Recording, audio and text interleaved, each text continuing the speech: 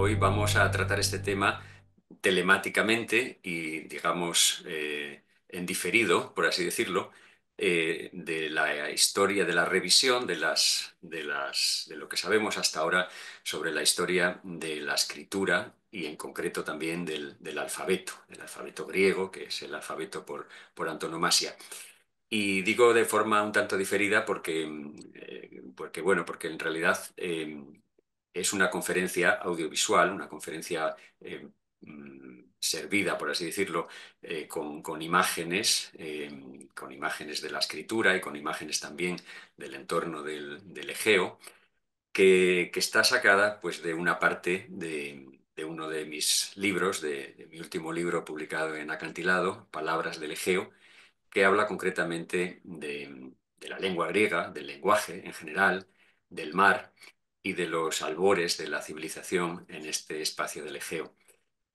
La intención, y porque lo digo a manera de introducción de todo esto, porque luego ya pues, pasaremos a la conferencia propiamente dicha, pues ¿cómo llegamos a esta historia del alfabeto? Pues en realidad porque el libro intenta hacernos ver que hay una Grecia antes de Grecia, antes de esa Grecia que todos conocemos y de la que todos nos sentimos herederos. Grecia es tenida convencionalmente por la cuna de la civilización occidental, pero la civilización griega no se reduce solo a ese sólido aparato cultural que se aquilata entre los tiempos de Homero y de Alejandro Magno, por decirlo de una forma convencional, sino que así como después de todo eso hay una larga herencia, una influencia muy extensa que llega hasta nuestros días, antes también hay unas raíces milenarias que van conformando ese legado clásico y que son mucho menos conocidas. Es decir, dicho de otro modo, la cultura que llamamos Grecia, la cultura que llamamos griega, tuvo una edad de oro mucho antes de Homero, de Pericles y de Alejandro, y esa cultura que nos hizo a nosotros y que ha hecho a su vez, ha influido sobre gran parte de la cultura universal, pues está hecha también de ese pasado, de su conciencia, de su nostalgia, de su olvido incluso. El libro trata de explorar en el entorno del Egeo esa Grecia anterior a la que todos conocemos.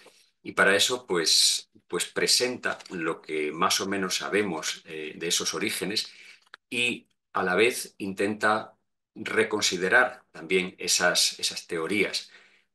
Así, a través pues de la lingüística, de la etimología, de la arqueología, de la historia, pero también de otras disciplinas, la navegación, por ejemplo, el estudio de materiales, eh, la genética, etcétera, pues vamos indagando en todo ese espacio anterior y vamos cuestionando esas certezas que teníamos hasta ahora a la luz de nuevas evidencias arqueológicas y no solo arqueológicas, y también de nuevas herramientas, de nuevos métodos que tenemos para leer, para interpretar esa realidad. Y así es como en la obra pues, se cuestiona el origen de la civilización en el creciente fértil, la idea del ex oriente lux, como la enuncia Gordon Childe en su obra clásica, o la obra de Halley sobre la teoría de la llegada de los griegos, del descenso de los dorios, etcétera. La propia teoría del indoeuropeo, del origen de las lenguas indoeuropeas, de la cuna del indoeuropeo, de la relación de la gran familia indoeuropea con las evidencias arqueológicas y con los testimonios históricos, y también en ese contexto todas las teorías sobre el origen del alfabeto griego y, por extensión, sobre el origen de la escritura. Ese es el tema que nos ocupará hoy y que espero que sea del interés de todos los que están siguiendo esta conferencia. Y bueno, si ya me das tu permiso, pues yo voy a compartir el vídeo.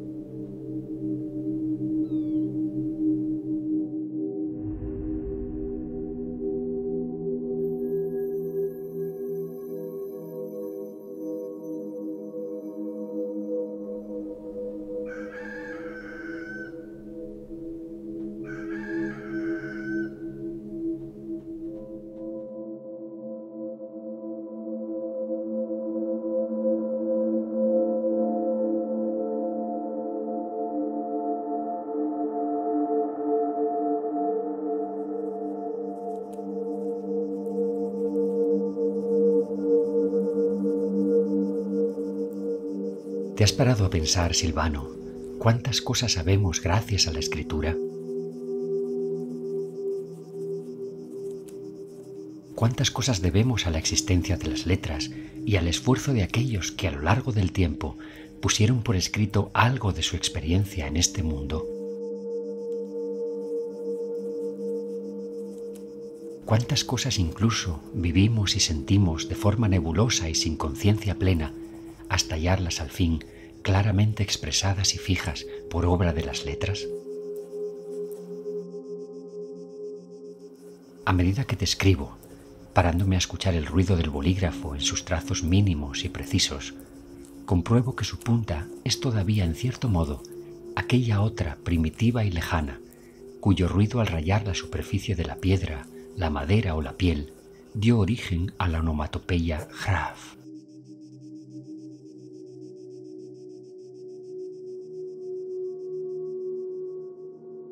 De esa raíz viene nuestra palabra grabar.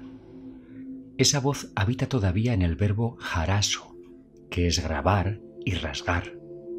En la primera luz del sol que rasga el velo de la noche, jarama, jaravyi, y en la propia noción de carácter, jaraktir, que es algo que llevamos grabado en nuestra alma y nuestros genes. De esa remota voz viene también el verbo grafo, escribir, y el sustantivo grama, letra.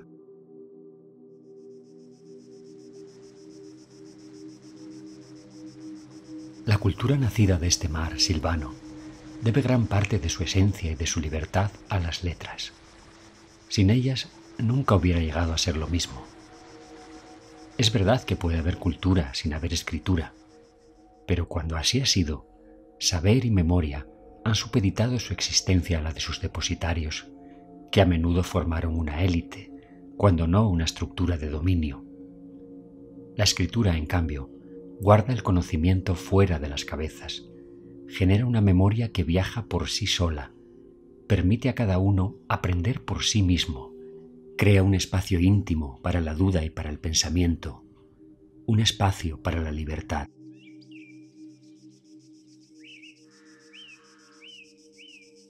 Al fin y al cabo, lo que hace grande a una cultura es su capacidad de mejorar y de influir sobre las otras. Y en el caso de esta enorme civilización, que encontró su expresión en la lengua que llamamos griega, dudo que sus incuestionables logros y su gran influencia sobre otras hubieran llegado alguna vez a producirse sin la ayuda silenciosa y tenaz de la escritura. De los escritos de los antiguos griegos conservamos aún más de 11.000 obras, muchísimas más de las que conservamos de cualquier otra cultura del pasado, pero una parte mínima siquiera de las que se guardaban en los anaqueles de la famosa biblioteca de Alejandría. La pérdida es inmensa, Silvano. Todo lo que nos queda, por mucho que parezca, no son más que las ruinas de aquella milenaria civilización, lo que ha escapado al tiempo y la barbarie, lo que el azar o el gusto de anónimos copistas han salvado, lo que sobrevivió como hapax, lo que no es solo olvido, cenizas de ave fénix. Y todo lo que queda es en el fondo la muestra de una cosa, de esa necesidad tan puramente humana de cifrar lo pensado, lo sentido, lo vivido, de esa necesidad de compartir emoción y memoria que condujo al denodado intento de conservar el logos, de dejarlo grabado, dormido en un silencio, para que la mirada de otro, algún día, pudiera despertarlo.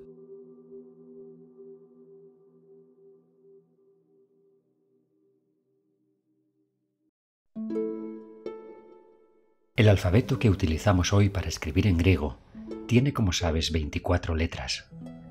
Es el que los ciudadanos de Atenas fijaron por votación en la asamblea a propuesta de un orador llamado Arquino en el año 403 a.C., siendo arconte Euclides.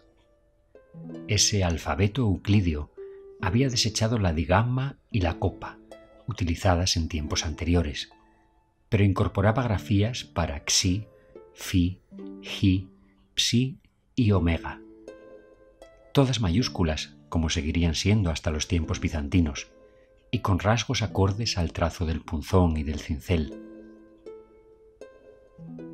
Poco antes, durante la época de Pericles, se usaba en el Ática una variante de solo 21 letras. Antes aún, en tiempos de Solón, una de 22, que conservaba todavía la digamma, y en tiempos más antiguos, una de 23, aún con la copa. En realidad, hasta que el prestigio cultural de la Atenas clásica hizo prevalecer el alfabeto euclidio, casi todas las ciudades-estado habían tenido su propia variante local del alfabeto griego, más o menos afín a la tradición jonia, doria o eolia.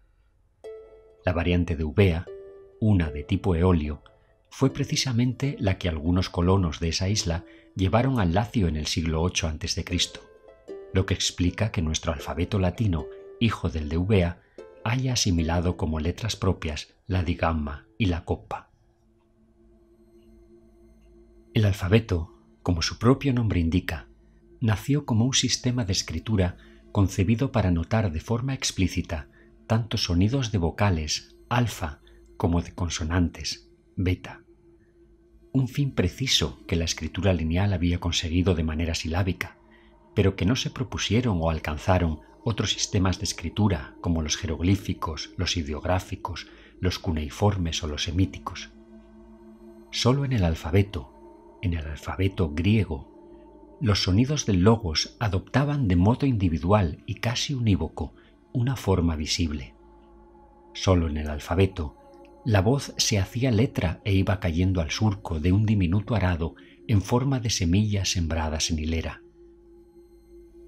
Una detrás de otra, sonido tras sonido de modo articulado, avanzando en buen orden, cambiando de sentido en cada vuelta, como se aran los campos con la yunta de bueyes, bustrofidón, o bien siguiendo el flujo del viento o de las olas, spiridón, o apiladas en forma de columna, quionidón, o alineadas todas mirando hacia la izquierda, epitaleá, o la derecha, esefcí, sobre la sementera.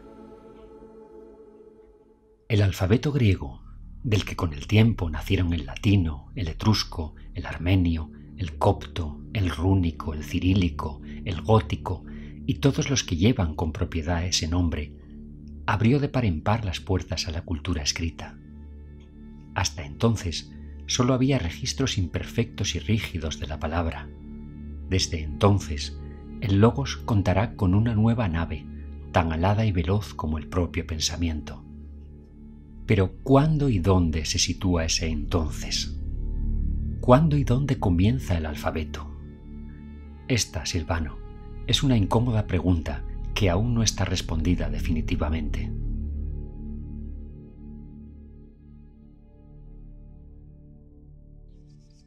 Por desgracia, en casi todos los libros que puedas consultar al respecto, encontrarás dos convicciones de época moderna presentadas como hechos históricos fuera de toda duda: que el alfabeto nació cuando los griegos añadieron vocales a las letras que usaban los fenicios, y que debió de ser con fines comerciales, no mucho antes de que Homero pusiera por escrito sus poemas. Como ves, también sobre este asunto se ha dicho con frecuencia que todo comenzó en los tiempos de Homero. Pero ¿fue Homero realmente el primero que puso por escrito un canto poético?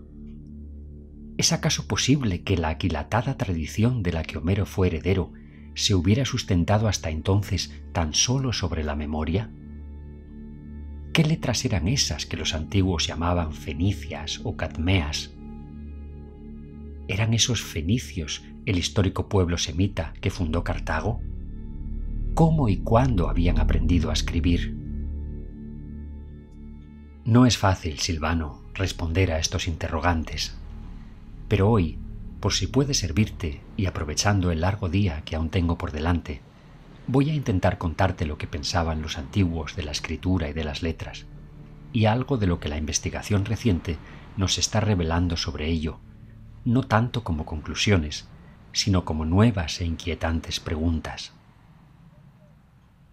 Para empezar, los antiguos griegos no tenían duda de que su escritura hundía sus raíces muy atrás en el tiempo. Homero había fijado sus largos poemas por escrito, pero también lo habían hecho otros, como el carismático Aristeas de Proconeso, que cantó a los pueblos del norte en su Arimaspea, o creó Filo de Samos, que agasajó en su casa al propio Homero y le obsequió con una copia de su toma de Ecalia. Y antes que Homero, Corino de Ilion, en quien el Aedo se inspiró para sus inmortales obras, ya había escrito una magnífica Guerra de los Dárdanos contra los Paflagones, usando letras dóricas aprendidas del propio Palamedes. Y con letras pelasgas habían escrito sus cantos Pronapides y Timetes, y Siagro y Orebantio de Trecén sus hexámetros sobre los sucesos de Troya. Y antes aún de la guerra de Troya, otros como Museo, Lino, Olén o Panfo también habían puesto por escrito sus cantos. Y un remoto Aedo que hoy no conocemos había redactado la antigua Foronida. Y Orfeo había escrito una teogonía, de la que habrían de copiar más tarde Hesíodo y otros muchos rapsodas, y un verso inolvidable que decía: «Canta, diosa, la ira de Deméter, la de hermosos frutos», del que no solo Homero se inspiró después para dar con un guiño un solemne comienzo a sus obras. Todos, Silvano, habían recurrido a las letras. Aquellos largos cantos de miles de hexámetros dactílicos, precisos mecanismos poéticos sujetos a la disciplina de la métrica y a las sutilezas de la duración de las sílabas, no hubieran sido nunca conservados ni transmitidos de manera íntegra sin el soporte firme de la escritura. Y cuidado, no digo de un supuesto código de signos para uso comercial recién importado desde un pueblo extranjero, sino de una escritura nacida de la propia lengua griega, afín a su índole y aquilatada ya por una arraigada tradición literaria que una vez más cuestiona seriamente nuestro dogma de la llamada Edad Oscura.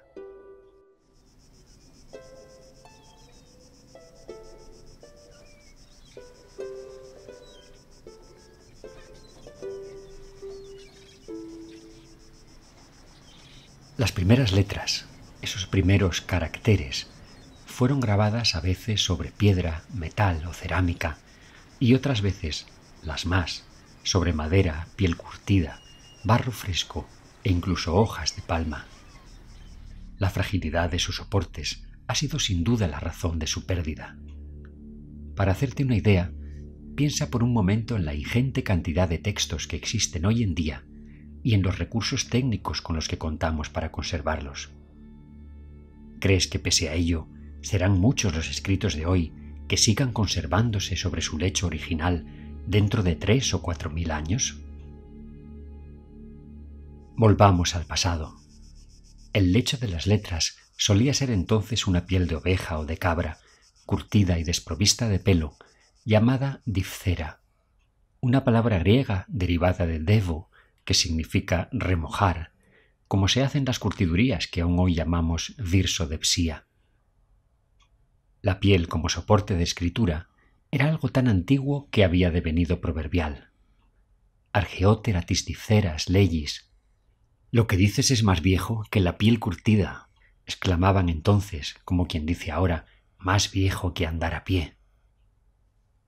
Y sin duda te hará reflexionar saber que los sumerios, ese pueblo de origen enigmático tenido por inventor de la escritura, llamaban a los textos escritos con sus cuñas dipsar, como la forma dialectal dipsara con la que algunos griegos nombraban la dipcera.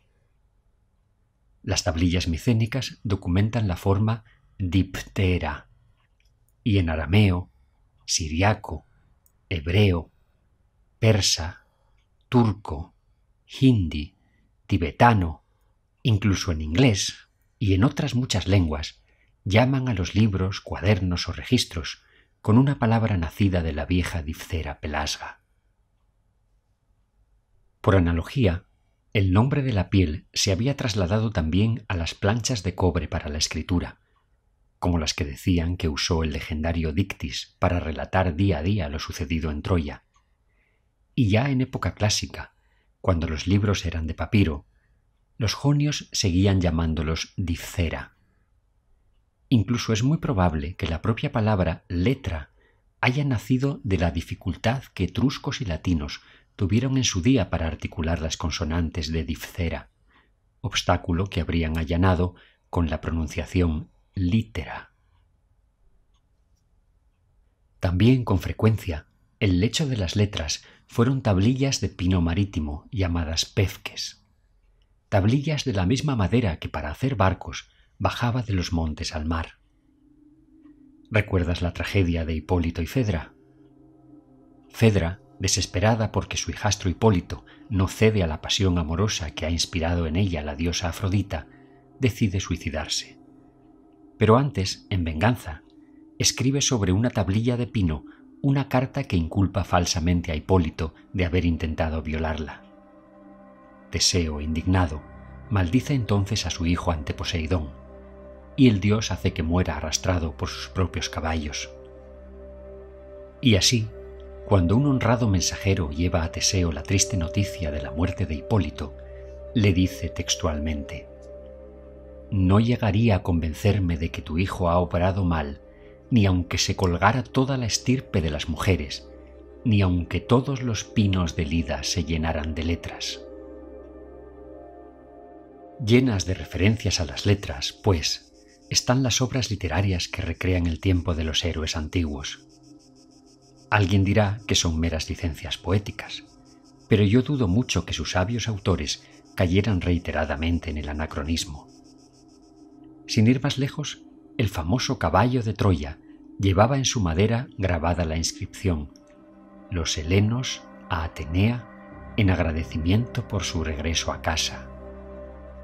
Y pensando ahora en más ejemplos, me viene a la memoria la imagen del angustiado Agamenón de Eurípides, cuando se debate escribiendo, sellando, rompiendo y volviendo a escribir sobre una tablilla de pino una funesta carta para hacer que su hija Ifigenia acuda engañada a ser sacrificada en Áulide.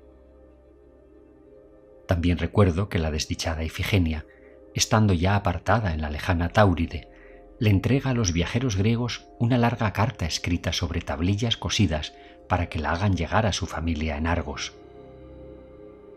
Que Heracles, antes de abandonar su casa en Traquis, deja sus órdenes escritas sobre una placa de pino.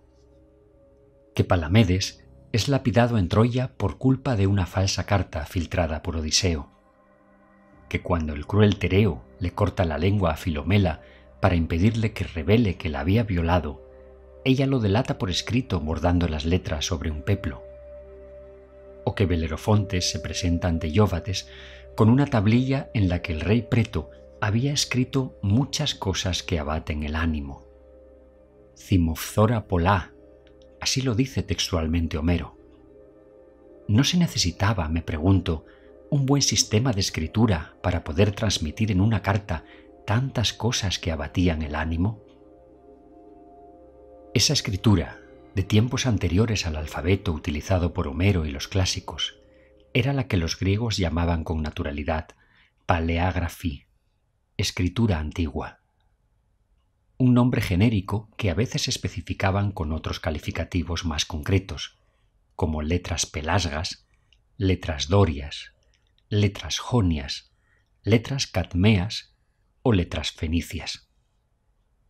Y no solo sabían de ellas por lo que habían escuchado en rapsodias, tragedias y mitos, también las habían visto.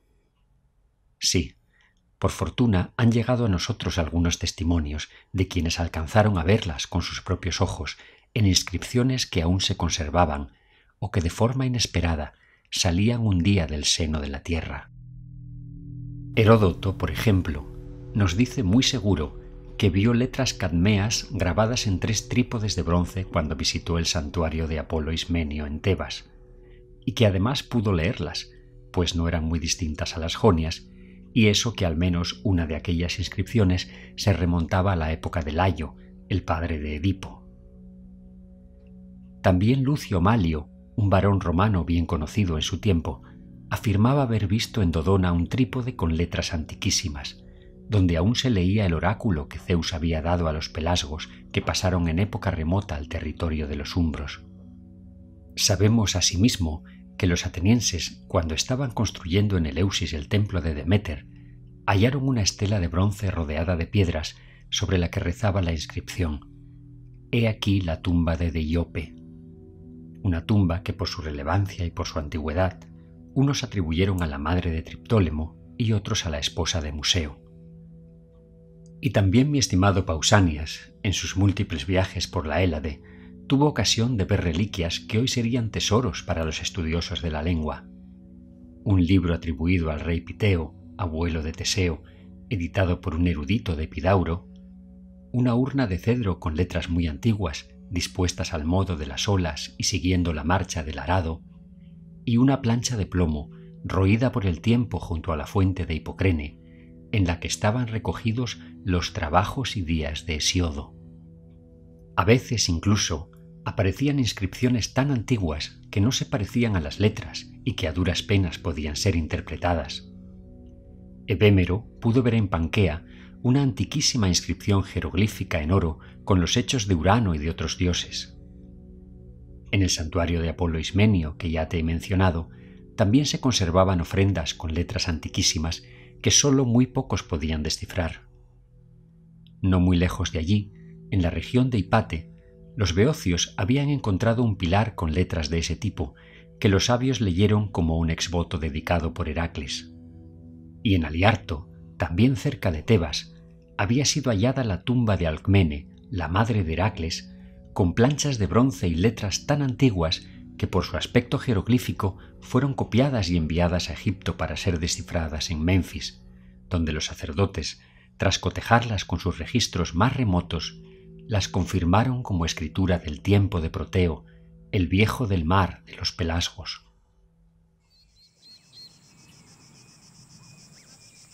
Todos sabían, pues, que la escritura de la lengua griega tenía larga historia. Existía conciencia de una escritura antigua, a partir de la cual, muy poco a poco, se había ido llegando al alfabeto.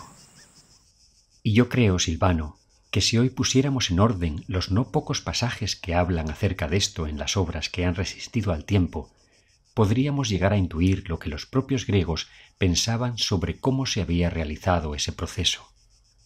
Hagamos el intento. En la conciencia de los griegos, la escritura había comenzado con sus antepasados pelasgos, en tiempos muy remotos, antes incluso del cataclismo de Deucalión y Pirra.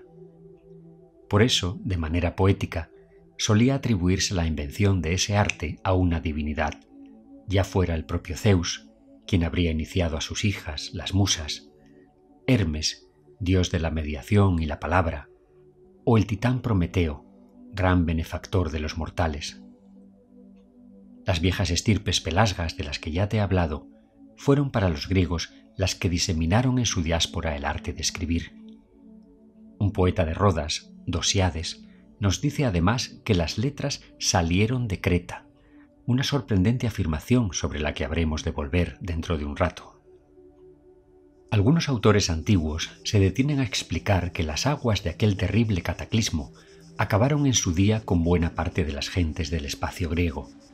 Entendamos aquí las tierras que rodean este mar Egeo, que destruyeron casi todo testimonio escrito en esta zona, recordemos sus frágiles soportes, y que incluso llegaron a borrar de sus mermados habitantes la memoria de las letras. Esa memoria, sin embargo, se conservó viva entre aquellos pelasgos que habían emigrado antes a otras tierras, y fueron ellos quienes muchas generaciones después trajeron esas letras de vuelta a su lugar de origen. Son varios los autores que afirman que volvieron con Cadmo, y por eso las llaman cadmeas o fenicias, pero hay otros que mencionan también a Fénix y a Dánao. Ese viejo alfabeto que Cadmo o sus parientes trajeron de las tierras pelasgas de Fenicia o de Egipto, mucho antes, claro está, de la guerra de Troya, constaba al parecer de solo 16 letras: alfa, beta, gamma, delta, epsilon, iota, kappa, lambda, mi, ni, omicron, pi, rho, sigma, tav, ypsilon, que son las letras que el Arcadio Evandro habría de llevar después al Lacio. Esas letras, recibidas tal vez en un estadio algo más primitivo del que a nosotros nos resulta familiar, fueron las que, según contaban, perfeccionó el poeta Lino para escribir los Hechos de Dioniso, y las que utilizaron Orfeo y los otros aedos anteriores a Troya. Ya en tiempos de la famosa guerra, que seguimos aún sin poder datar con precisión, el ingenioso Palamedes añadió a las letras de entonces 4 más: cita, zita, fi, ji. Algunos dicen que fue él y no Lino quien, representando con dibujos distintos los sonidos que se escuchan juntos en cada sílaba que sale de la boca, dio la forma que conocemos hoy a las anteriores 16 letras, que llamaban pelasgas, cadmeas y fenicias. Añaden además que con su invento, Palamedes quiso combatir el olvido y hacer que los saberes pudieran viajar. Y afirman que las obras que escribió con sus letras fueron destruidas por envidia por los descendientes de Agamenón. Qué pena que no se salvaran. Y qué pena, para saber del alfabeto, que la envidia del tiempo y del azar no dejara llegar hasta nosotros ni una sola de las 3 tragedias que a Palamedes dedicaron Esquilo, Sófocles y Eurípides. En los siglos posteriores a Troya, el alfabeto siguió perfeccionándose.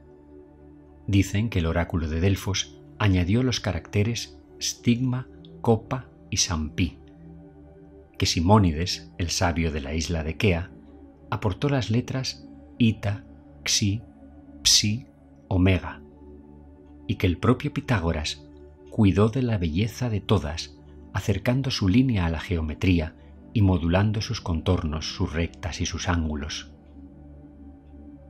Así pues, aunque todos los griegos compartían entonces un único alfabeto, cada ciudad-estado conservó sus pequeñas variantes, hasta que con el tiempo el prestigio de Atenas hizo prevalecer, como ya sabes, la conocida como alfabeto euclidio.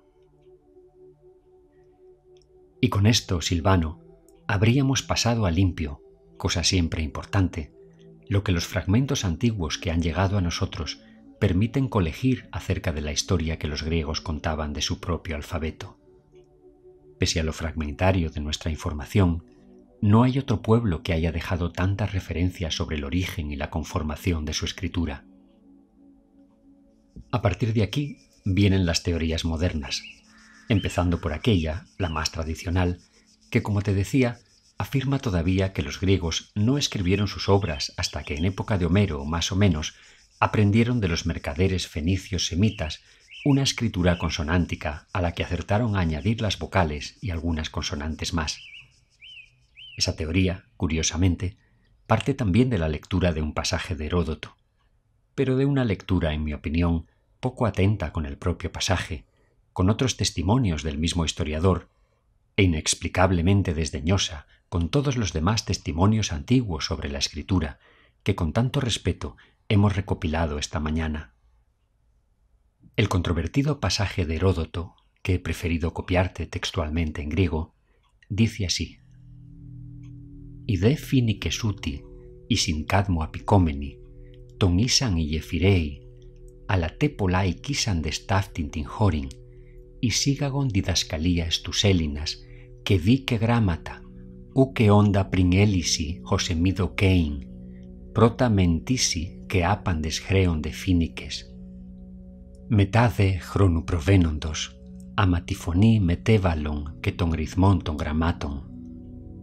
Περιοίκιον δε σφαίας τα πολλά των χώρων, τούτων των χρόνων Ελλήνων Ίωνες, οι παραλάβοντες διδαχή παρά των φινίκων τα γράμματα, μεταρρυθμίσαντες σφαίων ολίγα εχρέοντο, χρεόμενοι δε εφάτισαν, ώσπερ και το δίκαιον έφερε, εσαγαγόντων φινίκων εστιν Ελλάδα, finiquía que cliste». Poniendo toda la atención, podemos traducirlo de esta forma. Estos fenicios que vinieron con Cadmo, entre los que estaban los jefireos, enseñaron a los griegos muchas cosas al asentarse en esta región, entre ellas letras que, a mi parecer, no estaban antes entre los helenos. Al principio, eran las que usan todos los fenicios. Después, con el paso del tiempo, fueron introduciendo cambios en el sonido y en la forma.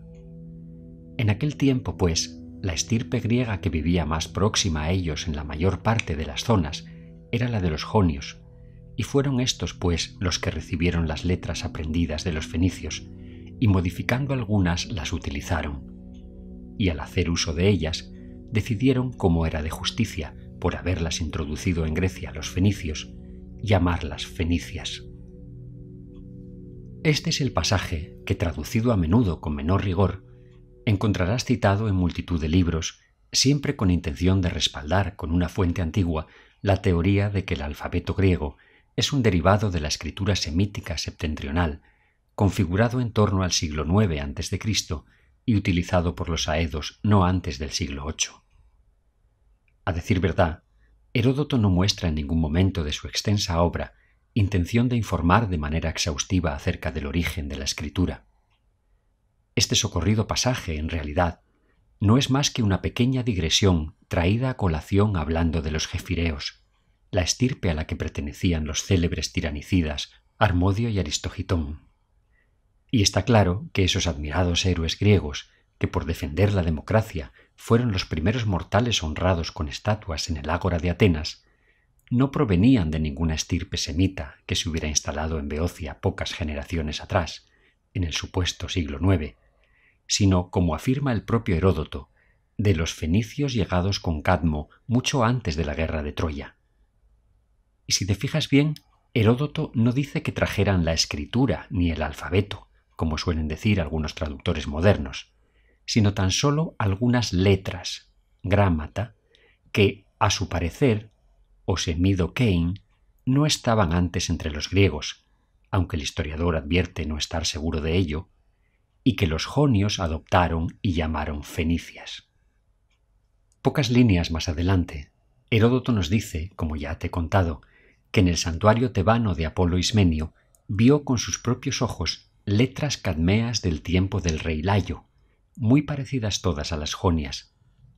Algunos autores modernos, en el intento de acomodar los testimonios del historiador griego a la teoría que estamos comentando, han llegado a afirmar que las letras cadmeas que Heródoto vio con sus propios ojos debían de ser falsificaciones de los sacerdotes en el siglo VII.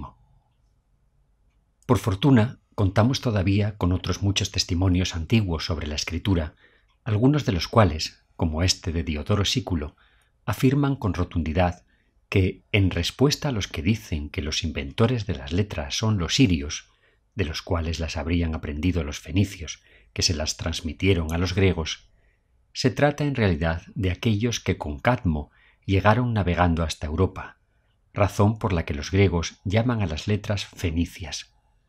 A esto decimos, pues, que los fenicios no fueron los primeros que inventaron las letras, sino que simplemente modificaron sus formas, y que a esos nuevos tipos, por ser los más utilizados por todos, se les dio el nombre de letras fenicias. Y junto a esto, otros testimonios sistemáticamente ignorados, como los de Josefo o Apión, dicen abiertamente cosas tan opuestas a esta teoría del origen semítico del alfabeto, como que todos admiten que los fenicios utilizaron las letras de los griegos a resultas de su trato con ellos, o que los hebreos se apropiaron de las letras griegas. Pero ¿quiénes eran en realidad aquellos fenicios del tiempo de Cadmo? Me parece, Silvano, que después de todo lo que te he contado acerca de la diáspora de los pelasgos, está más que claro que para los antiguos griegos, aquellos fenicios que viajaron con Cadmo eran los pelasgos asentados desde tiempos remotos en la región de Levante, llamada Fenicia en honor de Fénix. Desde luego, no eran, como suponen los defensores de la famosa teoría, el pueblo semita, nómada y pastor que en el segundo milenio fue asentándose poco a poco en esas tierras costeras y aprendiendo del pueblo marino que las habitaba el oficio de la navegación y del comercio, con el que más tarde habría de ganarse un lugar en la historia. Pese a que algunos lo niegan, Fénix y Fenicia son palabras netamente griegas, de la misma familia de otras que, como ellas, aludían también al rojo de la sangre, al tinte de ese tono, al crimen, a la viña de hojas sanguinas, a la anémona, a la palmera, a la constelación de la Osa Menor, al ave que renace de sus cenizas.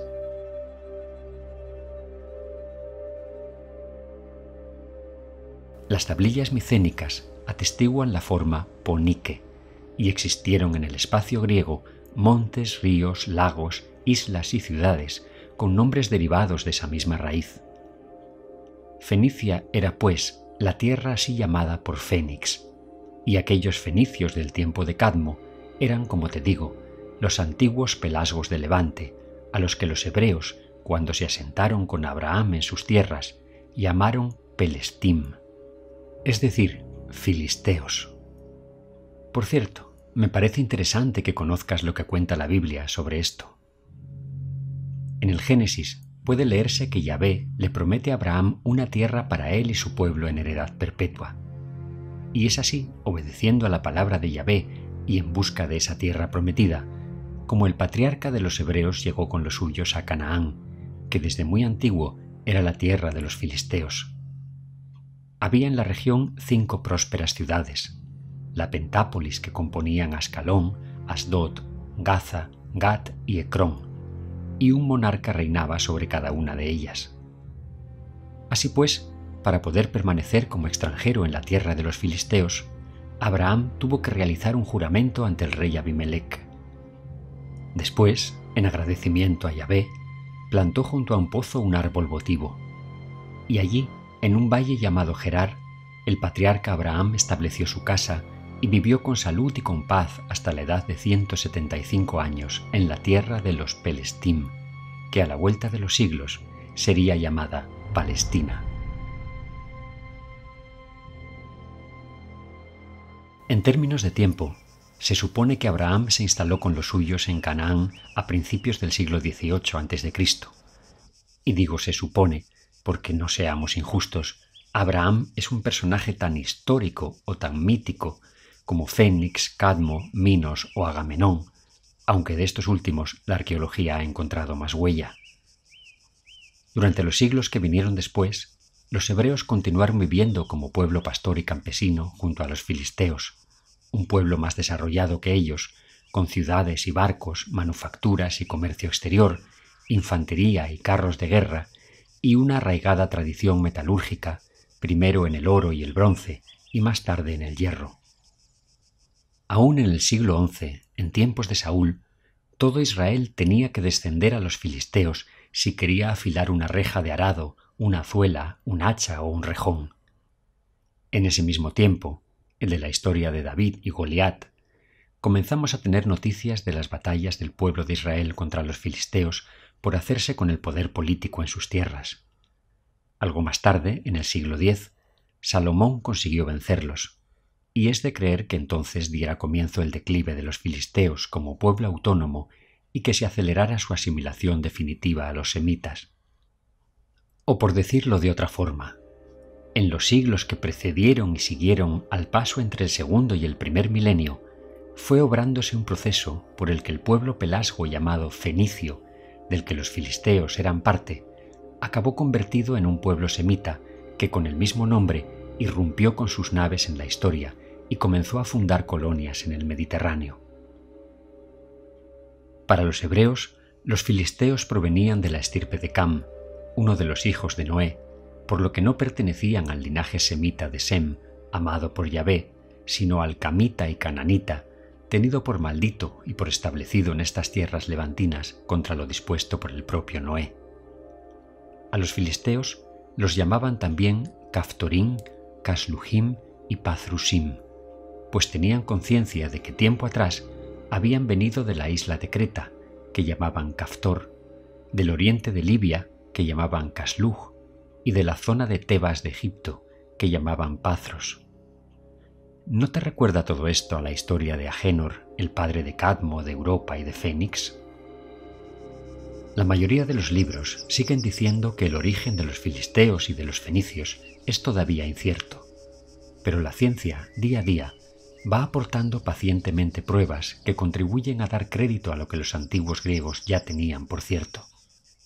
Las excavaciones realizadas en la zona de la Pentápolis de los filisteos revelan que hubo en ella un cultivo intensivo del olivo y una avanzada industria del aceite.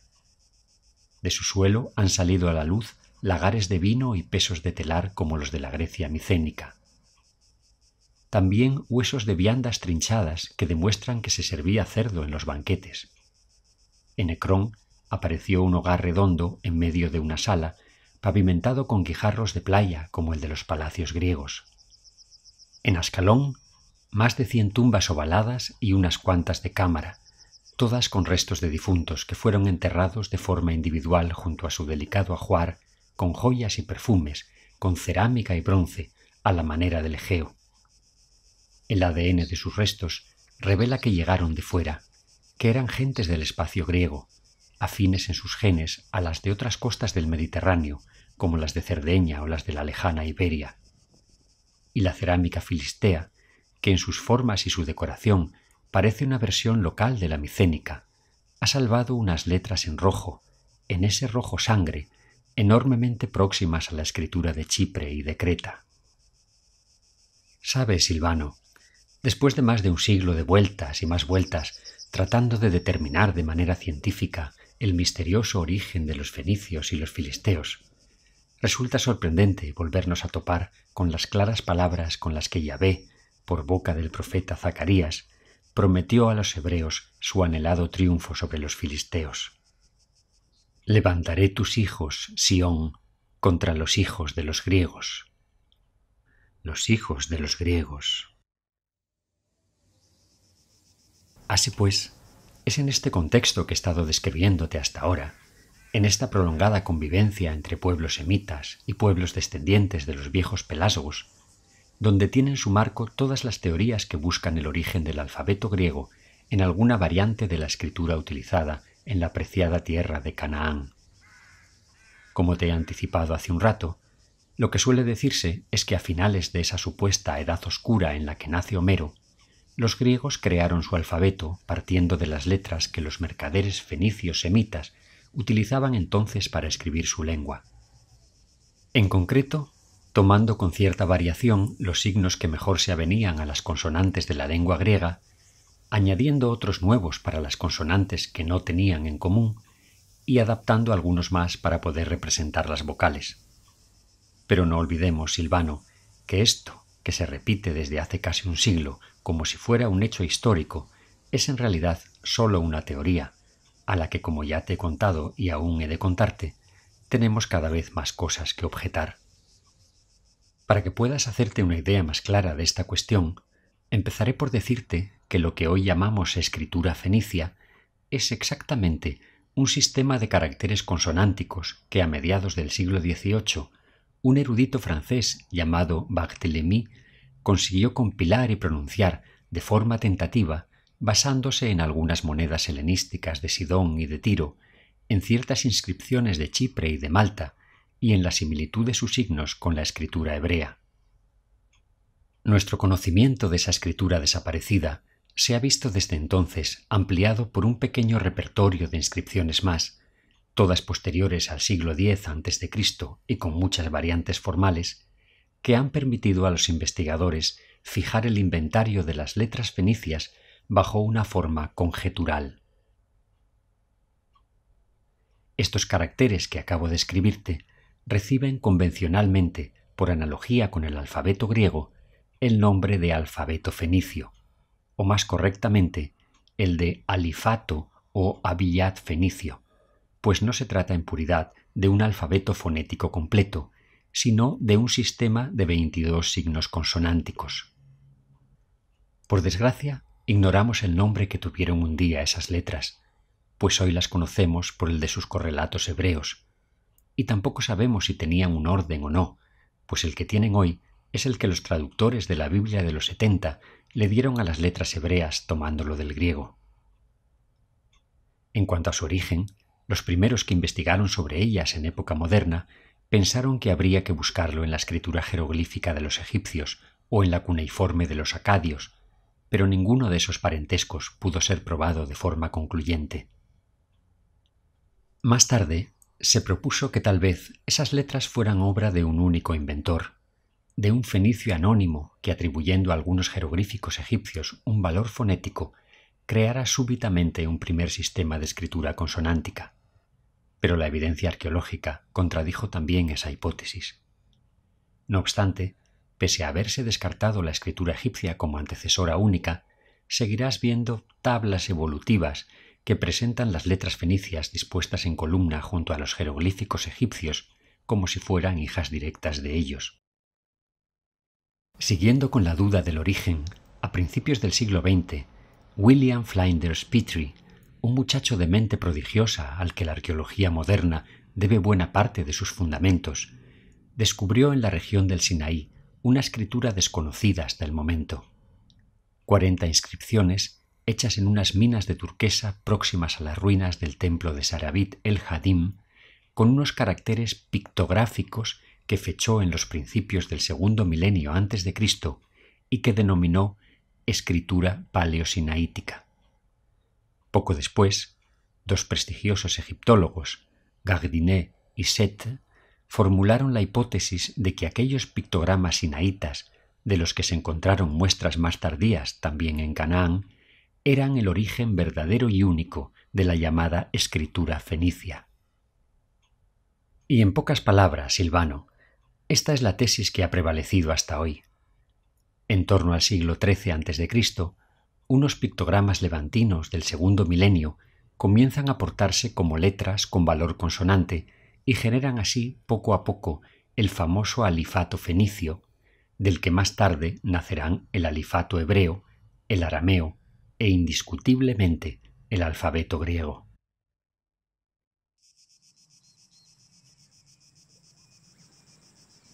La teoría de que el alfabeto griego procede de las letras fenicias del siglo IX a.C. ya debería estar completamente superada. No solo es que abunden los testimonios literarios y arqueológicos que la contradicen, no solo es que resulte inverosímil la existencia de Homero y de toda la épica anterior sin el soporte firme de una escritura con suficiente arraigo y tradición. No solo es que resulte paradójico que una cultura tan sumamente literaria como la griega deba precisamente su escritura a un pueblo que apenas ha dejado inscripciones o meros testimonios de sí mismo. No solo es todo esto. Lo cierto es que además, curiosamente, la escritura utilizada en Canaán y la escritura griega se parecen menos en época del esplendor fenicio y más, bastante más, a medida que nos remontamos en el tiempo. Quienes han investigado con paciencia las inscripciones cananeas de diferentes épocas han observado algo muy significativo, que la escritura griega no se parece tanto a la que utilizaban los fenicios cuando se hicieron fuertes en la mar a partir del siglo IX, como a las primeras letras surgidas de los viejos pictogramas de Canaán y el Sinaí entre los siglos XII y XI. Por ponerte algunos ejemplos, las palabras escritas con aquellas letras, llamémoslas ya protocananeas, estaban separadas por trazos o por puntos verticales, del mismo modo que se hacía en la escritura griega.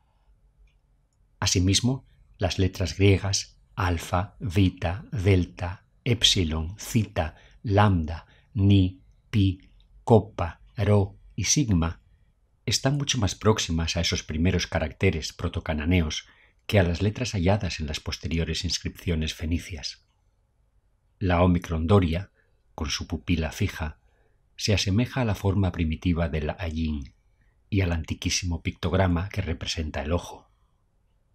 La mi de 5 trazos que ha aparecido en Milos, en Creta y en Eubea remite por su parte al pictograma del agua. Todas las formas de la yod encontradas en inscripciones fenicias son menos antiguas que la forma atestiguada en Creta. Y por último, la letra utilizada como ita y la xi como épsilon también casan mejor con la escritura cananea antigua que con la fenicia de los tiempos más próximos a Homero. Para ser exactos, los fenicios de la época de Homero utilizaban ya una letra cursiva, menos parecida a la griega y escrita siempre de derecha a izquierda. Así pues, si de verdad alguna forma de escritura de Levante inspiró en los griegos la disposición de las letras en ambos sentidos o siguiendo el curso del arado, tendría que haber sido una anterior al siglo XI. Y con la misma lógica, para hallar un modo de escribir semítico que dispusiera los caracteres en columna, como hacían a veces los griegos, tendríamos que remontarnos varios siglos más. Y así, remontándonos hacia el pasado en busca de una mayor afinidad con las figuras y los modos de la escritura alfabética griega, llegaríamos al tiempo de los pictogramas protocananeos, que por lo que la ciencia ha llegado a saber, no nacieron de una única semilla, sino que se gestaron poco a poco en las costas de este mar, en múltiple contacto con la escritura jeroglífica de los egipcios y la de los cretenses, con la escritura de biblos, con la cuneiforme, con la chiprominoica y la chipriota, y con las dos lineales de los minoicos y micénicos. Te sorprenderá saber, Silvano, que todas las escrituras del Egeo contenían ya un buen número de caracteres muy parecidos a los del alfabeto, sobre todo si para comparar tenemos en cuenta las variantes de letras de las distintas polis griegas y de otros alfabetos derivados, como el lidio, el licio, el frigio, el cario, el copto, el etrusco y el latino. Así, por ejemplo, en la escritura lineal A encontramos los siguientes caracteres. En la lineal B aparecen estos. En la chiprominoica, estos otros.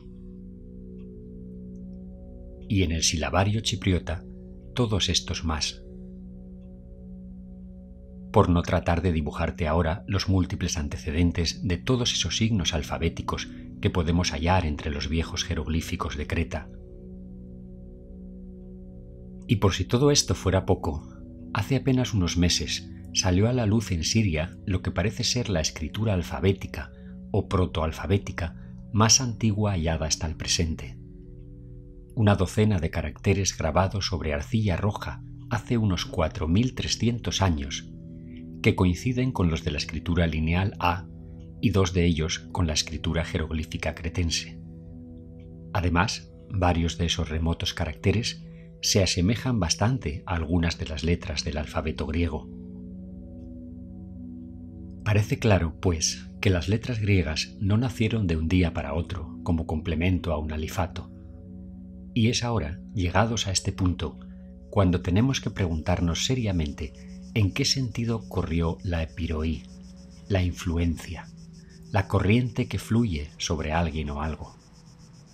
¿Corrió de Canaán al Egeo o del Egeo a Canaán?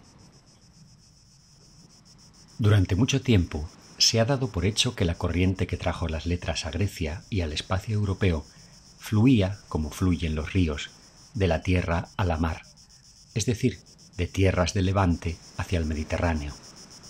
Pero hoy ya hay muchas evidencias en contra, y salvo para quienes siguen repitiendo lo mismo, está bastante claro que la vieja corriente que arrastraba los símbolos que acabarían inspirando los distintos sistemas de escritura fonética viajó por mar infatigablemente hasta muchas y lejanas orillas. Hay que decir que Evans, cuando excavaba en Gnosos hace ya más de un siglo, tuvo la intuición y la audacia de afirmar sin ambajes que la escritura de Creta es la madre de la escritura fenicia, y que de los cretenses la tomaron los filisteos y de los filisteos los fenicios. De manera implícita, también había dicho lo mismo el poeta Dosiades, ya te lo he comentado, y no es que hoy en día pueda afirmarse con rotundidad que las cosas fueran exactamente así, pero el tiempo y sus sorpresas, ha hecho que ahora volvamos a tomar en consideración las palabras del antiguo poeta de Rodas y la osada teoría del arqueólogo inglés. Para que me comprendas, voy a contarte un sorprendente experimento realizado hace apenas 5 años. Como poner en relación de parentesco los caracteres de escrituras distintas ha sido siempre una labor resbaladiza, sujeta al condicionamiento de los testimonios disponibles y con mucha frecuencia al influjo de nuestra propia subjetividad, un investigador llamado Peter Revets, doctor en filosofía y profesor de ciencias computacionales en Nebraska, decidió prescindir de todo condicionamiento histórico y toda subjetividad humana y crear un modelo informático que, aplicando tan solo reglas de la biología y la genética, pudiera aventurar un árbol genealógico objetivo entre distintas escrituras antiguas. Con la ayuda, pues, de sofisticados algoritmos, Revetz fue trasladando los rasgos pictóricos de los caracteres de varias escrituras a un lenguaje afín al código del ADN. Luego, el modelo informático compuso fríamente el árbol genealógico. Y en otoño de 2015, el investigador fue a presentar sus conclusiones a la isla de Creta. ¿Por qué a la isla de Creta? Porque los algoritmos bioinformáticos de su modelo determinaron que la escritura jeroglífica cretense, la lineal A, la B, el silabario chipriota, el alfabeto griego, el alifato fenicio, el árabe meridional del Yemen, la antigua escritura húngara y la escritura tifinag bereber eran parte de un árbol milenario que hincaba sus raíces en la tierra de Creta. Para ser más concretos, el experimento indica que una primera rama principal, escindida del tronco ya en suelo cretense, habría dado origen a la escritura jeroglífica y a las lineales A y B. Una rama de este, extendida hacia África, habría generado la escritura tifinag, y otra rama, tendida hacia Anatolia, se habría dividido en dos, dando origen al norte a la antigua escritura de los húngaros y al oriente al silabario chipriota y muy probablemente a la antigua escritura de 30 caracteres de Ugarit, la Evagoritis de los tiempos minoicos y micénicos.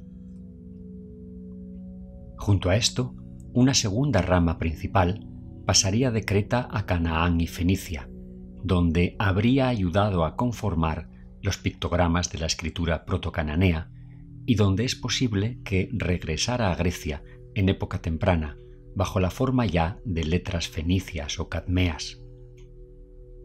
Fíjate bien, no dice el autor del estudio que la escritura cretense fuera la única madre de la escritura protocananea.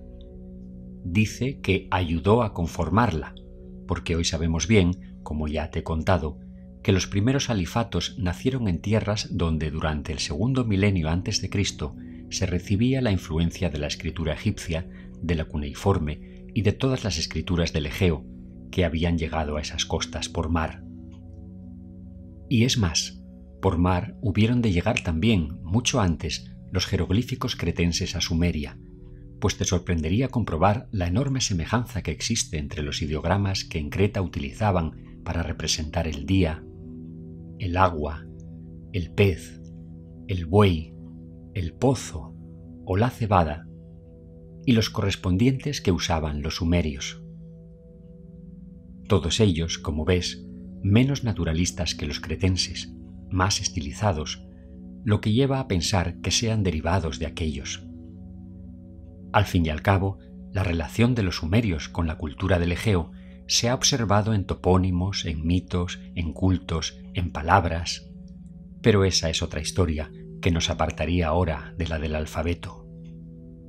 Concluyendo, hoy sabemos que el alfabeto griego, ese primer sistema de escritura que consiguió representar la voz de manera completa e inequívoca por medio de los signos, no solo no proviene del alifato fenicio del siglo IX, sino que presenta semejanzas razonables con la vieja escritura protocananea en la mitad aproximada de sus caracteres, y que además esos mismos caracteres y el resto de las letras del alfabeto griego y de sus derivados tienen correlatos más que razonables en todos los sistemas de escritura del Egeo.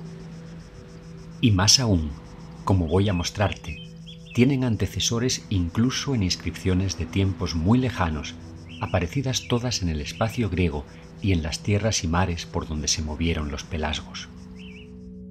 Quiere esto decir, fíjate bien, Silvano, que muy probablemente todos los sistemas de escritura de los que hemos hablado hasta ahora están relacionados en el fondo con un remoto y aún poco conocido inventario de signos que, por lo que parece, empezó a dispersarse por el Egeo, la península de Lemo, Creta, Chipre, Anatolia, Levante, Egipto y Mesopotamia hace ya 8 milenios. Como comprenderás, lo que acabo de afirmar es muy desconcertante y sin duda ajeno a la ortodoxia. Por eso es necesario que sepas que si ahora te digo esto, no es sólo por las concomitancias de alfabetos y alifatos con la antigua escritura del Egeo, sino también por lo que poco a poco nos cuentan en voz baja un montón de pequeños testigos que inopinadamente han ido despertando de su sueño de siglos y milenios debajo de la tierra. Ya en época de Evans, el arqueólogo suizo Édouard Naville se topó en Egipto con algo que sigue siendo aún un enigma. Excavando en el palacio del faraón Ramsés III, Naville y su colega Griffith observaron que ciertas placas de cerámica cocida de la decoración de aquellos muros del siglo XII a.C. estaban marcadas por detrás con unas inesperadas letras griegas: alfa, Gi, lambda, iota, epsilon, mi, taf, omicron, sigma. Unas letras que, para mayor asombro, no se parecían a las arcaicas, sino más bien a las de la época de los Ptolomeos. En principio, contemplaron la hipótesis de que esos adornos de cerámica pudieran ser una restauración de tiempos del Egipto helenístico, pero un grupo de expertos demostró años después que las piezas son originales y datan de la época en que vivió Ramsés III. ¿Qué hacen, pues, unas letras del alfabeto griego sobre cerámica de hace 3200 años? Afortunadamente, el caso del Palacio de Ramsés no es un caso único. Hace poco más de 20 años, Adamandio Samson, uno de los arqueólogos más activos y menos convencionales de Grecia, encontró aquí al lado, en Milos, un ajuar funerario de más de 30 vasos cerámicos, cada uno de ellos con un inesperado carácter grabado en su base. Se trataba de cerámica protocicládica de hace 4500 años, por lo que, por prudencia científica, Samson denominó a esos caracteres marcas de ceramista, si bien no dudó en reconocer con asombro su enorme parecido con el alfabeto griego, pues varios de ellos eran claramente las letras epsilon, zeta, kappa, mi, ni, gi, omicron, pi, y otros se asemejaban a estadios anteriores de la escritura. Por si fuera poco, sus colaboradores hallaron después letras como esas en la misma zona de Ribari, y otras han aparecido también en Filacopí y Naxos. Y vamos más atrás. Cerca de tu querida Alónisos, en el islote desierto de Yura, el mismo Samson, que ha encontrado vestigios que testimonian la cultura marina del Egeo desde hace 11.000 años, ha sacado a la luz un fragmento cerámico de hace casi 7.000, donde se leen claramente, grabados en el barro antes de su cocción, los caracteres alfa, ypsilon, delta. Y esta vez no parecen marcas de ceramista hechas aisladamente en la base de una vasija, sino letras dispuestas en hilera, formando realmente una palabra. Con la debida cautela, Samson, Renfrew y otros investigadores de prestigio comienzan a pensar que esas inesperadas letras griegas guardan estrecha relación con otros símbolos que en los últimos tiempos se han ido descubriendo con asombro en el espacio del Egeo y la península de Lemo. ¿Qué símbolos son esos?, te preguntarás. Pues unos símbolos lineales hallados en objetos de hace 7 milenios que, pese a su enorme antigüedad, presentan una afinidad enigmática con la escritura de tiempos posteriores. Samson ha hallado algunos de ellos trazados sobre barro y piedra en un yacimiento de la isla de Míkonos. A orillas del lago de Castoria, Yorgos Hurmusiadis encontró una treintena de caracteres más, semejantes a letras que giran como en las inscripciones antiguas, grabadas sobre un trozo de madera que el carbono 14 fechó en el 5260 a.C. Y en la región rumana de Tartaria, grabados sobre 3 tablillas de barro, aparecieron otros similares, que Renfrew ha puesto en relación con los de Castoria y con la llamada escritura del Danubio o de la vieja Europa. De esta última, Silvano, quisiera hablarte brevemente ahora, pues dije que iba a hacerlo cuando te conté que hace unos 8500 años los pobladores del Egeo y del Lemo habían remontado con sus embarcaciones las corrientes del Laxio y del Danubio y sembrado en el corazón de los Balcanes el germen de culturas neolíticas que estamos descubriendo todavía y que, por ignorar su verdadero nombre, llamamos con topónimos modernos como Caránovo, Starcevo y Vinča. Vinča es un pequeño pueblo muy cerca de Belgrado, a orillas del Danubio, donde a principios del siglo pasado el arqueólogo serbio Miloše Vasić descubrió uno de los mayores yacimientos neolíticos de Europa. Aparte de una peculiar cerámica acanalada y de abundantes figuras de barro con rostros afilados, salió a la luz allí algo realmente inesperado. Cientos de caracteres pictográficos trazados hace más de 7000 años. Poco antes de ese increíble hallazgo realizado en Vinča, se habían descubierto ya en la región de Transilvania algunos caracteres semejantes, y en las últimas décadas han ido apareciendo más y más por toda la península del Lemo. Si te detienes a observar con minuciosidad esa escritura, hallarás trazos limpios y precisos, segmentos verticales dispuestos como estacas, aspas sencillas o de puntas quebradas, variaciones de triángulos, variaciones de cruces, la cruz gamada incluso, círculos vacíos o que rodean un motivo, rectángulos cruzados por varillas, rectas quebradas como dientes de sierra, espirales redondas o angulosas, raspas, espigas, peines. ¿Y sabes qué es lo más desconcertante? Que si te fijas bien, entre esos símbolos de hace 7 milenios, encontrarás decenas de caracteres idénticos a los de la escritura lineal de los tiempos minoicos y micénicos. Y aunque no te lo creas, podrás hallar también signos donde se reconocen casi todas las letras del alifato fenicio y las del alfabeto griego, incluso con variantes de la escritura licia, lidia, caria y etrusca. ¿Qué son, pues, todos esos dibujos anónimos que inesperadamente empiezan a aflorar de un remoto pasado? ¿Son realmente letras? Al principio, como era de esperar, costó aceptar que se tratara de escritura, y se les puso el nombre de protoescritura.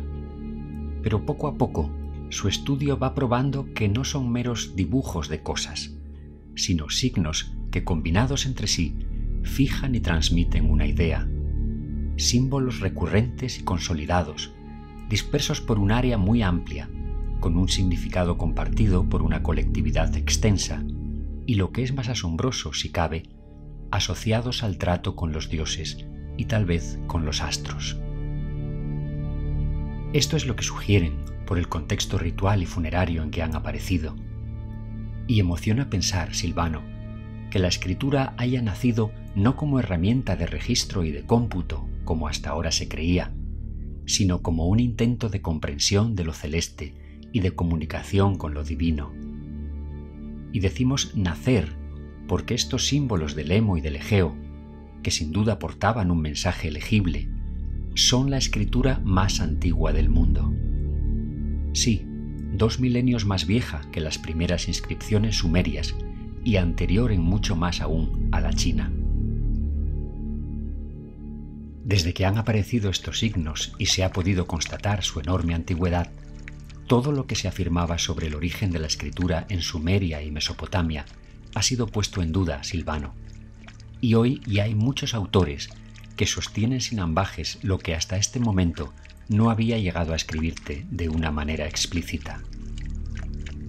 Que la escritura salió de la península del Lemo a través del Egeo, llevada en todas direcciones a bordo de las naves, y que estos caracteres de tiempos neolíticos que van apareciendo se encuentran en la base de la escritura jeroglífica cretense y sumeria, de la elamita, de la lineal A y B, de la chipro-minoica y la silábica chipriota, de los silabogramas luvios y de los jeroglíficos hititas, del alifato paleocananeo y el fenicio, y claro está, del propio alfabeto de los griegos, del que nace el latino, y estas letras con las que ahora te escribo. Hemos de concluir entonces que el descubrimiento progresivo de todos estos signos y de sus aparentes relaciones nos está revelando la existencia de un repertorio prehistórico de símbolos del que ha bebido toda la escritura de esta región del mundo, Estamos ante la evidencia, pues, de que las letras, como figura al menos, han existido en este espacio desde las profundidades del Neolítico. ¿Queda corroborado así que convivieron con otros sistemas de escritura que hasta ahora teníamos por anteriores a ellas? ¿No prueba todo esto la existencia y la continuidad en esta zona de una arraigada civilización que ha cultivado siempre el deseo de fijar con símbolos visibles la corriente invisible del pensamiento y la palabra? ¿Quién dispersó esos símbolos por todas estas tierras y mares? ¿De dónde a dónde fueron?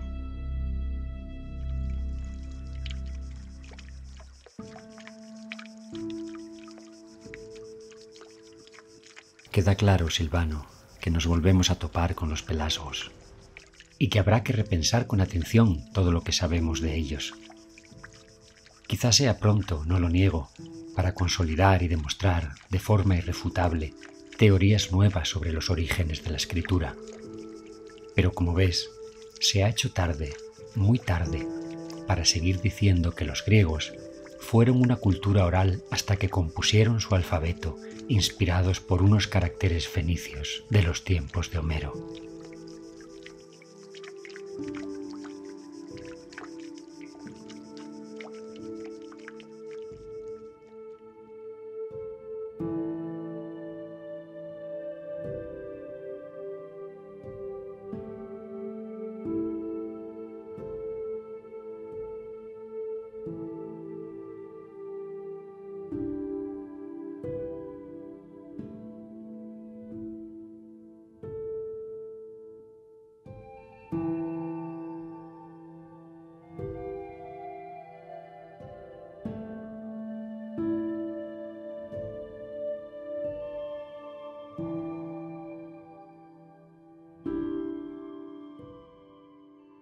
Voy a empezar por lo que tendría que terminar, pero es que es necesario que empiece por esto. ¿Dónde se puede adquirir ese libro?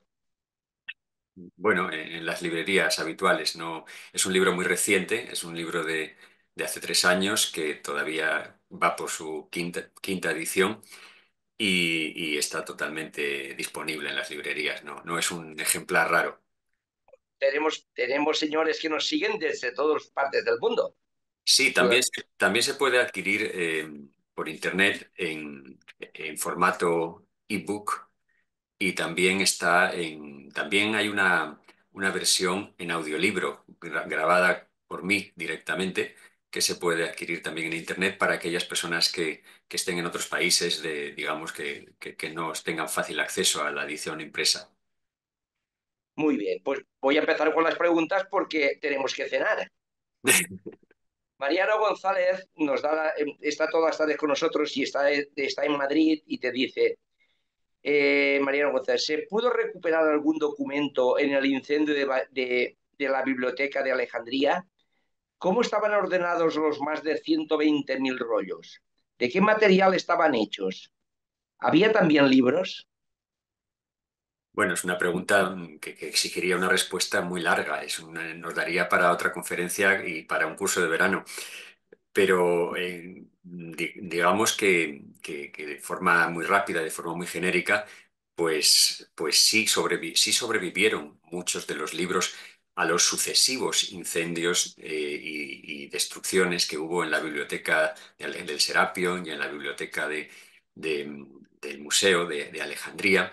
Eh, y sí tenemos evidencia, no tenemos actualmente los documentos, si es a eso a lo que se refiere la pregunta, no tenemos, que yo sepa, ningún papiro de aquel momento, ningún códice temprano de aquel momento, pero sí hay evidencia de su difusión después a través incluso en épocas ya más tardías, a través del Islam y incluso se sabe que parte de aquellos libros acabaron llegando incluso a Mongolia en el siglo XIII. Gran parte, no una parte pequeña. Entonces, bueno, pues se puede decir que todo eso se perdió en gran medida, pero que también se dispersó en gran medida.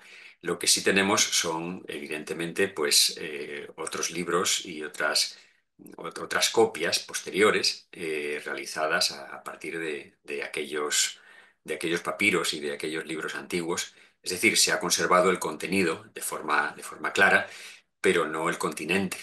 Y, y, por supuesto, pues lo que se ha conservado es solo la punta del iceberg de todo lo que había y nunca lamentaremos suficientemente aquella pérdida. Álvaro Murcia te dice, interesante conocer sobre los medios utilizados para los primeros escritos. Y él mismo te dice, ¿cuáles son los primeros escritos más importantes? Bueno, también es una pregunta un tanto difícil de contestar. Importantes son todos, sobre todo ahora que vamos teniendo evidencia arqueológica y constancia material de escritos antiquísimos que no sabemos descifrar, evidentemente, como son todos estos caracteres llamados de la escritura de la vieja Europa que hemos visto en las últimas imágenes, ¿no? O todos esos que han aparecido en el entorno del Egeo, o en Egipto, etcétera, que no se corresponden con la escritura jeroglífica, o, en fin, todos esos son importantes, son importantísimos. Lo que pasa es que, claro, al no poder describirlos, al no poder leerlos, ¿no? Pues, o no poder leerlos de una forma, digamos, clara, informativa, etcétera, pues tienen una importancia menor que los textos puramente dichos, ¿no?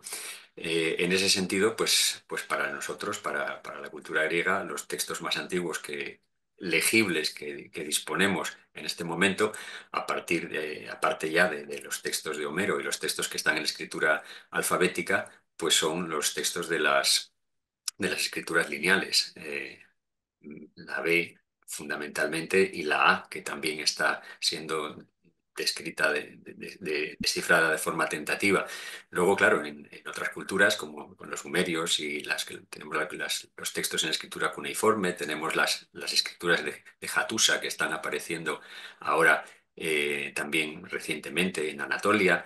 Eh, en fin, todas las escrituras que tenemos en ese sentido son más bien del segundo milenio antes de Cristo y luego ya en forma de texto, pues la mayoría del primero.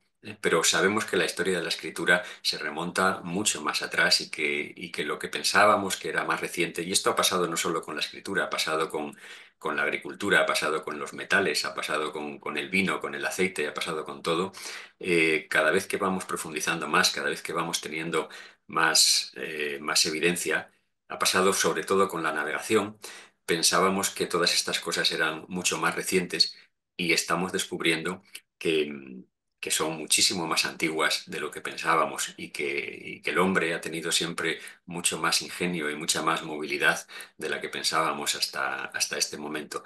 Pero lo más curioso de todo eso es que en esta revisión las nuevas conclusiones, aunque sean provisionales, no nos alejan de la visión que los antiguos tenían de sus propios orígenes y de la visión que habían dejado descrita en sus mitos y en sus linajes, sino que nos acercan a una relectura y nos acercan a una aceptación en mayor grado de los testimonios de su propia memoria. Es decir, que a medida que vamos profundizando, no nos alejamos de lo que pensaban los antiguos, sino que nos acercamos más a lo que creíamos que no podía ser sino un mito. J. Nicolás Vaca te dice, la palabra logo tiene la connotación de ser una persona. La palabra logos, Logo, tengo yo escrito. bueno, sí, la palabra en realidad es logos, si estamos hablando de la misma palabra. Es una palabra, es un término absolutamente pregnante y cargado de significados que tiene que ver con la idea de decir y la idea de contar, que es lo que es a la vez decir y es calcular, y la idea de pensar. Es decir, el logos es un concepto muy complejo que reúne la palabra y el pensamiento bajo un mismo nombre. Y significa muchas cosas, significa muchas cosas ya en época clásica y significaba muchas cosas en épocas anteriores que no voy a comentar ahora porque sería una respuesta extensísima, pero llega incluso a significar la razón creadora del mundo, la primera causa, aquello que nos une con la creación, con el creador del mundo, como un pensamiento o una palabra que pone en marcha la creación de la realidad, no con una persona en concreto, ¿no? A no ser que sea entendamos una personificación de esa divinidad o de esa fuerza creadora del universo y la llamemos persona así entre comillas. Pero no, la palabra logos no denota una persona, denota ese cauce, ese río, esa energía que, que se relaciona con el pensamiento y con la expresión, con la palabra, y que pone en marcha la creación. Mariano González vuelve a hacerle otra pregunta y es concretamente la siguiente. El manuscrito Voynich es un libro ilustrado, con dibujos de botánica, farmacia, etcétera, escrito en un alfabeto no identificado y en un idioma incomprensible, pero con una cadencia de caracteres que se acerca a un lenguaje humano. ¿Puede ampliar algo más sobre este misterioso libro? Pues no, la verdad es que no lo conozco. Eh, Siento no estar a la altura de la pregunta, pero intentaré documentarme.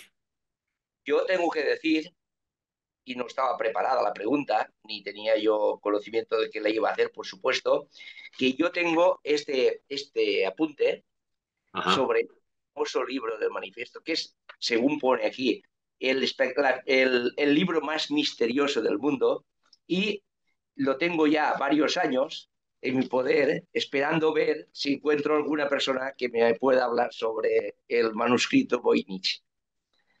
En fin, Pues, pues lo si miraré, pero no tengo una opinión formada sobre eso. sigo, David Luján le dice, buenas tardes, ¿existió en la antigüedad algo parecido a una editorial que publicase y comerciase con obras literarias? Sí existió, sí. Existieron ejemplos de, bueno, la editorial, bueno, la propia labor editorial, que nace, aunque hay ejemplos anteriores, hay ejemplos ya de época clásica e incluso de época anterior, dentro de la civilización griega, que es la que yo conozco mejor y la que creo que puede tener más muestras de esto, ya hay ejemplos pues, pues desde el siglo VI al menos antes de Cristo, pero la filología como estudio sistemático de los textos y como edición sistemática de esos textos, es decir, consolidación de las versiones, cotejo de fuentes distintas, determinación de un texto definitivo, estudio comparativo, etcétera, etcétera, es una disciplina que nace en esa época alejandrina de la que estábamos hablando antes, cuando la biblioteca, es decir, la época clásica en realidad y helenística,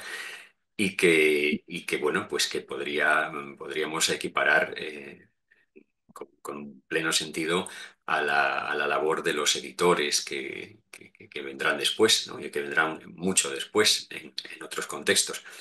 Pero yo creo que sí, que evidentemente encontraríamos ejemplos también en otras culturas de la antigüedad. Carlitos Rangel, que es un muy buen amigo que tenemos en Querétaro, en México, y que siempre está con nosotros todas las tardes, y os lo agradezco siempre mucho. Muchísimas gracias, Carlitos. Dice, deliciosa conferencia, que más parece que estamos escuchando un poema. Gracias y felicidades. Y dice, en el libro La clase de griego de Han Kan menciona que Jalepa Takala significa la belleza es bella, la belleza es difícil, la belleza es noble, indicando que la traducción es la misma, puesto que los antiguos griegos no diferenciaban los conceptos de bello, difícil y noble, lo cual se plasma en el lenguaje en las letras. ¿Realmente cree que es así? Bueno, esa cita, Jalepá Takalá, es una cita que se atribuye a Solón y que, bueno, es muy conocida y que sí se puede traducir así. Takalá son las cosas buenas y bellas a la vez. En ese sentido, Kalós tenía digamos, esa doble denotación ya en la época clásica. Y podríamos traducirlo en ambos sentidos, pero siempre sabiendo que estamos hablando de algo indeterminado, que no estamos hablando de algo excluyente, que no estamos hablando ni solo de lo bueno ni solo de lo bello, sino de un poco de las dos cosas a la vez. Y, y bueno, pues sí, podría ser una buena apreciación y una buena traducción. Y aprovecho para mandar un saludo a este señor de Querétaro, porque yo también he estado en Querétaro hace ya algunos años y, y tengo muy buenos recuerdos de ese lugar. Estupendo. Marina Eriz Zarazaga, perdón, dice, muy poco después de la sección sobre la escritura y el alfabeto, en el libro comienzan a hilvanarse poéticamente las raíces egeas.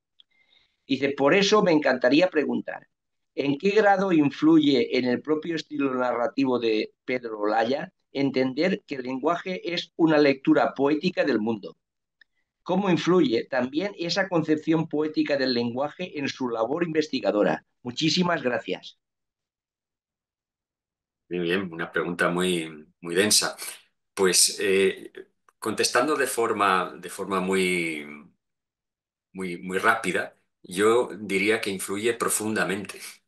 Es decir, para mí es algo inseparable. Para mí la forma es parte del contenido y sobre todo la conciencia etimológica de las palabras, que es algo que el trato cotidiano con el griego desde hace ya más de 3 décadas, por no decir 4, que en mi caso pues es así, pues me hace inseparable, tanto en la actividad, digamos, investigadora, en la parte de reflexión, como en la parte de expresión literaria. Para mí es algo inseparable. No podría escribir ni dos palabras juntas si no estuviera atento a esa conciencia de la carga etimológica, histórica que llevan las palabras. A veces puede ser realmente un obstáculo, pero creo que en la mayoría de las veces es, es una, es algo positivo.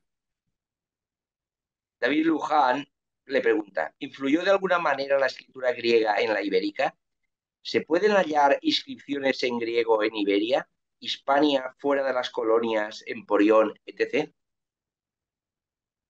Mi opinión es que sí, que hay un influjo, pero no bueno, pues ya, pues también digamos, de un griego que podría ser de época más histórica, pero para mí hay un influjo anterior, para mí hay un influjo de las épocas que los griegos llamaban de los pelasgos, de las colonizaciones eh, del- de tiempos anteriores a la Grecia histórica y clásica. Y si lo hay en todo tipo de manifestaciones de la cultura material, es decir, lo hay como decía antes, pues en la navegación, en los metales, en la agricultura, en los ritos, en los mitos, etcétera, lo podemos ir rastreando no solo en Iberia, sino en muchas otras latitudes, en Escandinavia y en el mar Báltico y hacia Oriente y hacia el Egipto predinástico de los faraones y hacia muchas otras latitudes. Pues ¿por qué no habría de haberlo también a nivel de la escritura? Lo que pasa es que, bueno, la escritura ibérica todavía no está, no contamos con un corpus tan enorme como para sacar demasiadas conclusiones y bueno, pues necesariamente pues tendrá que afinarse toda esa teoría que pueda ser probada de influencias de esta parte del Mediterráneo. Sigo con las preguntas. Eh, ¿Hubo diferencia entre el impacto cultural que tuvo el alfabeto griego respecto a otros sistemas como el cuneiforme o los jeroglíficos? Sí, Un, diferencias. Bueno, no sé si he entendido muy bien la pregunta. O sea, si voy a responder al espíritu realmente de esa pregunta. Eh, Claro que hubo diferencias, también hubo semejanzas probablemente, es decir, estamos hablando de influjo sobre otras. Yo creo que la diferencia fundamental es que el alfabeto griego va a ser tremendamente más influyente que la escritura cuneiforme o que la escritura jeroglífica egipcia, ¿no? Y esa es la diferencia fundamental, que podría extrapolarse también a la cultura griega en general. Es decir, no es una cultura que se queda atrapada en el pasado o que se convierte en un resto arqueológico del pasado, sino que es una escritura y una cultura que permanece siempre en vigencia y en movimiento y que su influencia no va a ser simplemente la influencia que pudo haber ejercido en un momento del pasado, sino que va a ser una influencia permanente. En ese sentido, es evidente que todos los alfabetos que llevan ese nombre y que pertenecen y que nacen de esas mismas fuentes, pues son la prueba de la influencia diacrónica durante siglos y milenios, podemos decir, de esa escritura y de ese alfabeto, visto hacia adelante, visto hacia nosotros. Y eso todavía sigue influyendo, evidentemente. eh, Gerard Barón Plura le pregunta, ¿por qué cree que la divulgación actual de la antigua Grecia continúa con la visión de la influencia fenicia? Soy estudiante de historia y cuando leí su libro me quedé plasmado con sus perspectivas. ¿Se trata de una mentalidad poco receptiva a los cambios por parte de los historiadores? Bueno, si la pregunta es por qué la divulgación sigue en esa misma línea, pues quizás sea por una especie de pereza científica, ¿no? O de pereza académica que ha dominado siempre en todos los ámbitos. Es decir, es mucho más seguro, mucho menos, uno se señala mucho menos y se arriesga mucho menos si repite más o menos lo que todo el mundo, lo que siempre se ha dicho, que si se aventura a aportar con visiones nuevas. Pero si la ciencia es algo, es lo contrario del dogma, es lo contrario de los postulados cerrados e inamovibles. Eso lo demuestra la propia historia de la ciencia. Entonces yo creo que, bueno, pues que tenemos que tener rigor, por supuesto, tenemos que tener seriedad en las cosas que se dicen, dejar de lado las cosas demasiado fantasiosas, pero estar abiertos a interpretar, a hacer nuevas lecturas de la realidad, sobre todo cuando se nos brindan nuevas evidencias y cuando se nos brindan nuevas herramientas. Es decir, el pasado no es una realidad, no es una realidad que pueda cambiar, pero sí puede cambiar y debe cambiar nuestra lectura del pasado y nuestro conocimiento del pasado. Y ese cambio, ese está llamado a cambiar con cada nueva pieza que aparece, con cada nueva pieza del puzzle que cae en nuestras manos y que tiene que encontrar un lugar donde casar o bien, si no casa, tiene que obligarnos a recomponer el puzzle y recomponer la imagen, ¿eh? No podemos ocultarla debajo de la alfombra. Entonces, en ese sentido, creo que si no se hace así, pues puede ser por una especie de pereza científica, como digo, o puede ser por una especie de miedo a, a exponerse o a asomarse al vacío.